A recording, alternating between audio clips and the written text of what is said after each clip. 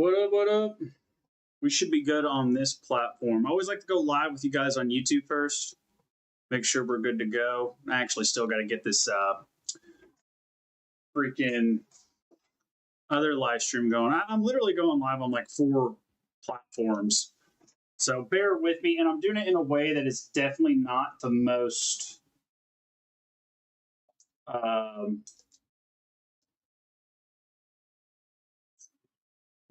efficient way. For sure not the most efficient way, but it will work for what I'm trying to do now, at least until I can set up some other practices and stuff. But I believe we should be good to go. So we'll go ahead and start going live on all platforms. What up, what up, what up? I think we're good to go. Let me make sure we're good to go on, yeah, there we go. Instagram is looking a little funky. What up? How is everyone doing today, this Sunday? It's Sunday, man. So I always like to go live on Sundays. I say always. I've started going live on Sundays, and I like it a lot more. I was doing live streams on like Fridays, and then we tried Saturdays a few times. And I just started thinking, why not go live on Sundays when you guys are all thinking about like how bad you did during the weekend anyways?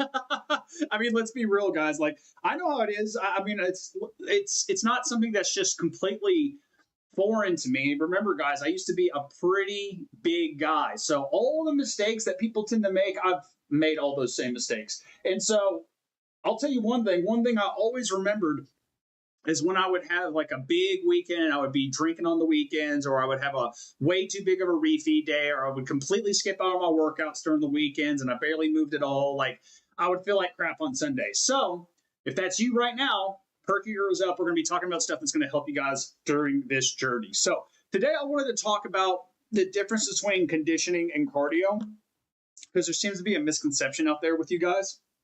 And I get it, because there's not like a ton of emphasis on conditioning. But you guys definitely need to understand how to train this, right? Because the reality is cardio is not going to help you with stuff when it comes down to, let me think of a few different examples, but like even like carrying groceries up the stairs. Cardio doesn't help with that. Conditioning does. Playing with your kids so you don't feel like you're drained after 10 minutes of playing with your kids. Cardio is not going to help you with that. Conditioning is. Okay? Yard work or manual labor. Cardio is not going to help you. But I say that. Cardio will help you a little bit with all this stuff. But without conditioning, it's still going to be pretty rough. Okay? So the best example I can give you guys, being in an emergency response, like having the bolt after, like, let's say your kid starts walking out into the street or something like that, having to bolt after your kid, or having to do whatever the case may be, right? Or like if your dog starts taking off down the street and he's supposed to be inside, right? Starts chasing the mailman, okay? You're going to need conditioning for this kind of stuff. Travel fatigue, sport carryover, work performance, everyday confidence, all of these require conditioning, okay? And so you guys need to understand that conditioning and cardio are not at all, I mean, they're very similar, but they are not the same thing. And you guys need to understand that so you can train conditioning, okay? They are completely different aspects of fitness. And I need you guys to understand that so you can start training this stuff. So that way, when you play with your kids, you're not going to blame it on your cardio. You're going to blame it on the workouts you should be doing, which is conditioning workouts, right? Whenever you're at work and maybe you have a manual labor job, or maybe you have a lot of chores that require manual labor at home, mowing the yard, picking up sticks, raking up all those leaves. In order to not get tired from all that and feel exhausted, cardio is not just the solution here. Again, that is something that can help. But again, what conditioning is, a big thing for me here, I think that is going to help a lot of you guys, is kind of just explaining what the differences are here. So what is cardio, right? So cardio is going to be the steady state, repetitive movement type stuff, like walking, right? Walking is cardio. Jogging, if you can sustain jogging for anything you can sustain for more than 5 minutes at a time, okay? What that isn't is high output work, right? So we're talking like circuits, sprinting, hitting the bag, right? Like doing sled pushes, battle ropes, stuff like that. That is not the same thing as jogging, guys. I'll give you a prime example. I'll tell you what cardio is. Cardio is like jogging on a treadmill or being on an elliptical for 15 minutes, okay? Conditioning is doing burpees for 2 minutes, Okay, you guys, if you've ever done burpees, there's a reason why you hate burpees. It's because it's conditioning and it's not cardio. Okay, a lot of people don't realize this, and a lot of people tend to turn these things into like weight training or like resistance training and stuff. And conditioning kind of is that. Conditioning is almost like a blend of cardio and weight training. That's the best way I can explain it, right? It's the difference between people who have like good cardio in wrestling and people who have good cardio in basketball. Two completely different aspects of cardio, guys. That's what I'm trying to get across to you guys, right? Or farmer strength. You guys ever heard that term before, farmer strength? Farmer strength doesn't come from actual strength. It comes from conditioning, right? There's a lot of power lifters that can outlift farmers, right? But what gives farmers farmer strength is the fact that they're lifting heavy stuff for long periods of time, right? All day, 8-hour shifts, 12-hour days, right? And so that's what's creating, they're doing farmer carries for hours, not a couple sets. That's a different thing, okay? And so that's the difference between cardio and conditioning. Is cardio is steady, repetitive. It's not very like hard to do. You can do it for long periods of time. See me doing this? See me moving my hands like this?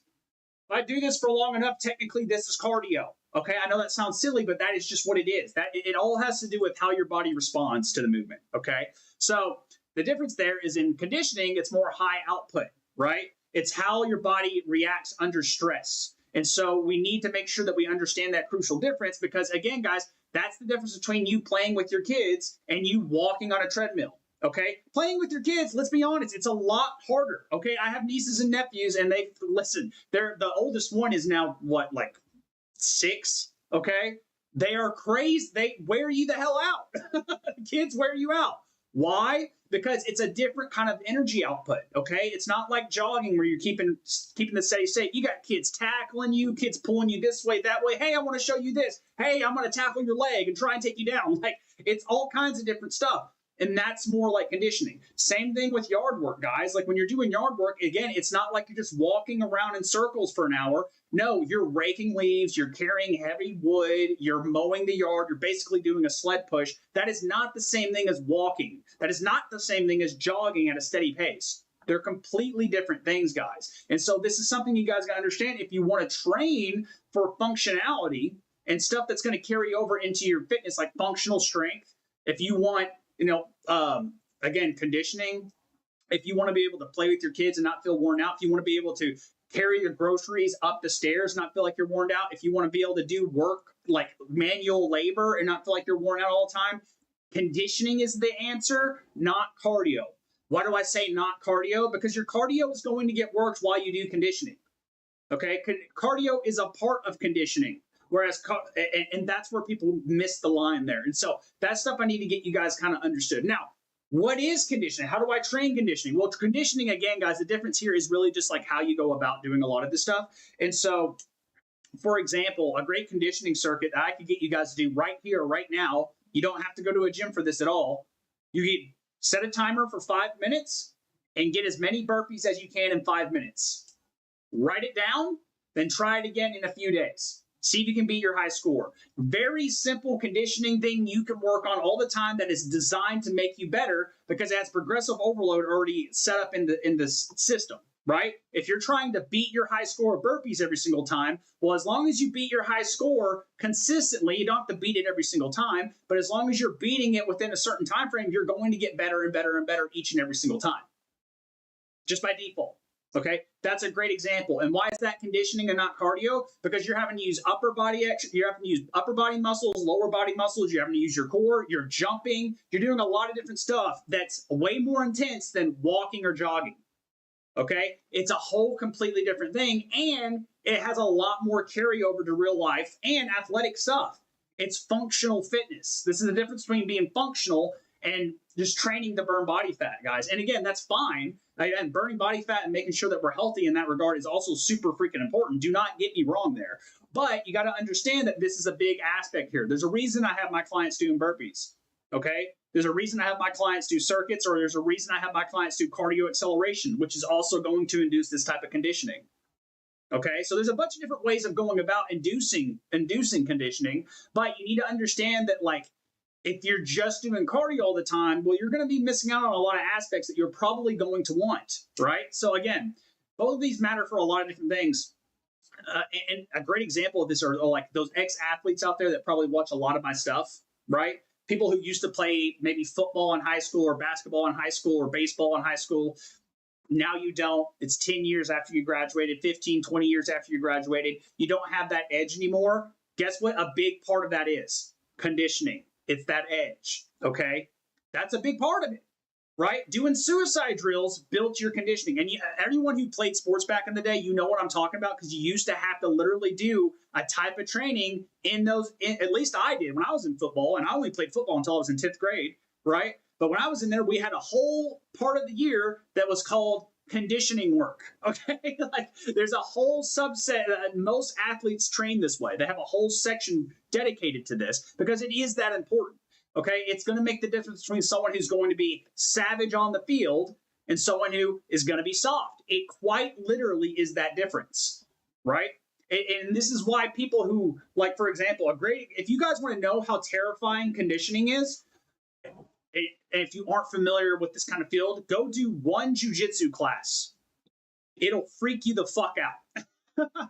And the reason for that is just simply because, like, you're going to end up, you'll have a 250-pound dude roll, and roll is basically like wrestle if you guys don't know the term, and roll with a 125-pound woman, and she'll tap you out like that. Right? Or they'll play around with you. I remember one time when I first started, I was like 280 pounds at the time, and I was rolling with a dude it was a Mexican dude named George. He spelled it with a J, and he weighed maybe 120 pounds. He was extremely short, but his conditioning was unreal, especially compared to like an almost 300-pound guy, right? All he had to do was play around with me for like 2 minutes until I was exhausted, and then I basically can't do anything, right? You guys have ever had that dream where, like, have you guys ever had a dream where you're in a fight in the dream and you feel like you can't do anything, or that your punches are moving in slow-mo? That's what it feels like in real life when you're out of condition and you're out of energy, right? Like, that's the thing with a lot of people who think they're tough and think they know how to fight. The easiest thing to do is to make them wear themselves out to the point they can't even keep their hands up, and then you start going to town on them, right? So conditioning's huge. Conditioning's a big aspect, not just for, like, again, athleticism, for functional exercise, for functional fitness, making sure it carries over to real life stuff, and for self-defense, guys. The number one thing that's going to keep you alive in a self-defense situation like this is going to be conditioning. How much can you keep going forward while all this crazy stuff is going on? And again, guys, a lot of you guys have no idea what that feels like. Again, for all you guys who are wondering what that feels like, go do one jiu-jitsu class. I promise you, if you aren't used to being like training conditioning like that, it'll open your eyes to a whole new freaking world. And more than likely, guys, I'm not going to lie to you, you're probably going to throw up. Like, I'm just going to be straight up with you, because a lot of the times conditioning, what we're doing when we're doing conditioning is, at least in my head when I'm training conditioning, I'm trying to overheat my body when I'm training it, right? Not when I'm actually competing. Like if I was doing like a jiu-jitsu tournament or an MMA fight, I'm not going to try and go towards this. But like if I'm training to try and get better conditioning, I'm trying to overheat my body to like learn how to deal with that overheating. That's a big part of what conditioning is, because that's what happens. Your body temperature rises insanely, and it has to do with like how your body learns how to cool itself off. And a big part of that stress response is going to be your conditioning. And this is like exactly the same reason why saunas can also be extremely beneficial for you as well. They do a lot of the similar stuff without you actually having to physically move. You can just sit there, literally. That's the best thing about saunas. So again, they do go hand in hand. So again, I'll tell you that right now. If you want to know what conditioning feels like when you get done doing it, spend about 20 minutes in 130 to 150 degree sauna. That's what conditioning feels like when you get done with it. Most of you do not feel like that when you get done doing 20 minutes of jogging on the treadmill or 20 minutes on the elliptical. It's a whole different ballpark, guys. So I want to make sure you guys understand that. I gave you guys a bunch of different ways you can introduce conditioning. I'm not going to spend a lot of time on cardio. You guys know how to do cardio. Just go outside and walk. Okay, literally anything you can do for more than literally the deadline is 2 minutes. The line between what's called aerobic training and anaerobic training, which is basically the difference between cardio and like weight training, kind of, is the 2 minute mark. So if you can do it for longer than 2 minutes straight without stopping whatsoever, it's technically cardio. But conditioning is riding that line. That's why I gave you guys the example earlier of doing burpees for 5 minutes. That's going to pass that line, and you're going to reach that point, right? It's going to, for a lot of you guys who are kind of maybe new to the fitness game, don't touch burpees very much. That alone's just going to beat you up anyways, right? So this is what I'm talking about. Like, you're going towards that sensation. So guys, try this stuff out. Make sure we're introducing it. How often should you do this? 1 to 2 times a week is all you got to do. It's very intense training. You don't have to do it every day. In fact, I recommend not doing it every day because it can be aggressive on your joints and recovery and stuff like that. But 1 to 2 times a week, besides doing regular cardio, guys, that'll do wonders for you. It'll change the freaking game for you. So I highly recommend you guys do that. If you guys need some help with some conditioning workouts, hit your boy up. I help people with that all the time. But I'll see you guys on Tuesday morning for the next live stream. You guys have a great, fantastic week. Start the week off strong and get the hell after it. The new year is coming up. Do not be one of those people that waits until the year to go after those goals. 10 pounds overweight than where you are right now because you decided to eat like shit on Thanksgiving, Halloween, Christmas. This is too much. I'm telling you guys, you're going to set yourself back even further. Okay? So start right the fuck now. All right? Guys, that's all I got for you guys today. I'll see you guys on Tuesday morning. Peace out.